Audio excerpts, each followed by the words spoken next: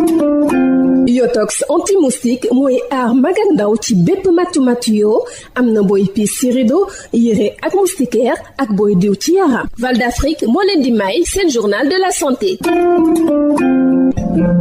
dal leen ak jàmm brigade départementale d'hygiène bu Ndakaaru door na ajuma ay activité traitement phytosanitaire ci kër ak bërëb yi nga xam ne dañu taawoon ak ndox ndax taw bi lu ni mel ngir gën a ñoŋal cet ak wérgu yaramu askan wi nga xam ne ñoo gën a loru ci lu ni mel lieutenant Armand Seck di commandant brigade départementale d'hygiène bu Dakar. opération yi nga xam ne moom la ñu démarré nii mu ngi aju ci wàllu assistance ci wàllu plan Orsec bi nga xam ne moom la autorité yi déclenché. Donc ñun ñëpp seetlu nañ Dakar keroog bi mu tawee ba tey dafa am kër yoo xam ne dañoo inondé maanaam ndox mi dafa dugg ci biir nangu kër yi léegi nag service d'hygiène mi nga xam ne moom moo yor wàllu sécurité hygiène ak santé donc moom moo topp ci kaw sapeur donc kër yi nga xam ne sapeur dañoo génnee ndox mi donc ñu jaar pour ñëw désinfecter ko désinsectiser ko pour mun a jàppale population bi ci yooyee lépp loo xam ne dafay nekk vecteur bu mën a joxe jàngaro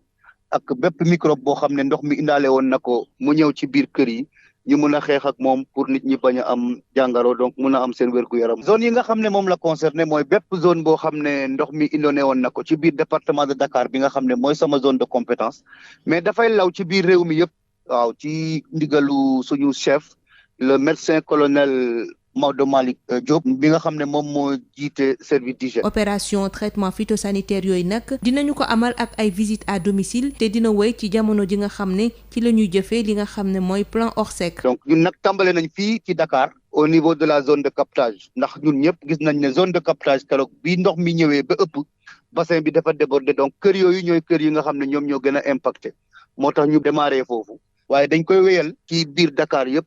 ci durée bi nga xam ne moom la plan Orsec bi di jël instant bi mu nekk nii jox nañ ñu ay moyens pour produits yi nga xam ne moom lañ war a utiliser jox nañ ñu tamit ay logiciel maanaam appareil yi nga xam ne moom la ñu war a pomper ak carburant bi nga xam ne moo ko war a pomper ak oto yi ñu war a utiliser yëpp. mbokk déglukat yi fii la ñu yem ak yéen ñu yendoog jàmm.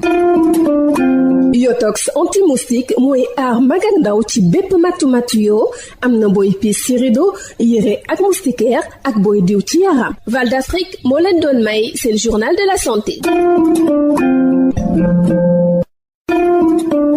Yotox anti-moustique pour le corps, les vêtements, les rideaux et draps vous protège contre les moustiques chez l'adulte et l'enfant. Val d'Afrique vous offre votre journal de la santé. Bonjour chers auditeurs, la brigade départementale d'hygiène de Dakar a démarré vendredi les activités de traitement phytosanitaire des domiciles et autres lieux qui étaient inondés et libérer des eaux pour améliorer l'hygiène et la sécurité sanitaire des populations impactées. Le lieutenant Armand Seck est le commandant de la brigade départementale d'hygiène de Dakar. Dans le cadre du plan Orsec qui a été déclenché par les autorités pour la sécurité sanitaire des populations impactées par les inondations. Donc, le service d'hygiène a démarré un plan d'action d'urgence qui consiste à passer dans les maisons qui ont été inondées et dont les eaux ont été retirées par les sapeurs-pompiers pour démarrer des opérations de traitement phytosanitaire.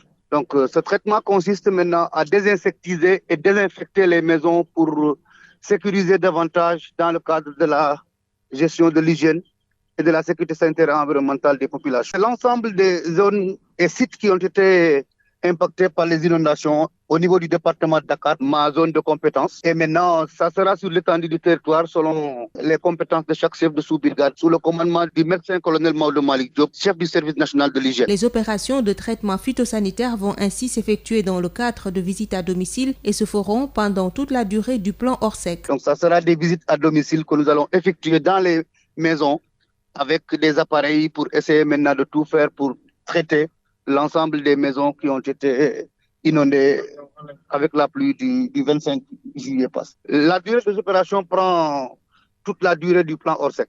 Donc, c'est juste pour démarrer, mais on va suivre les sapeurs-pompiers dans toutes les zones inondées. Dès que les eaux sont évacuées, donc nous allons entrer maintenant pour faire la désinfection avant que les populations ne puissent reprendre leur domicile. Donc, ils ont mis à notre disposition le produit nécessaire pour le traitement et le carburant aussi par rapport à la logistique. C'est tout pour aujourd'hui. Merci de nous avoir suivis.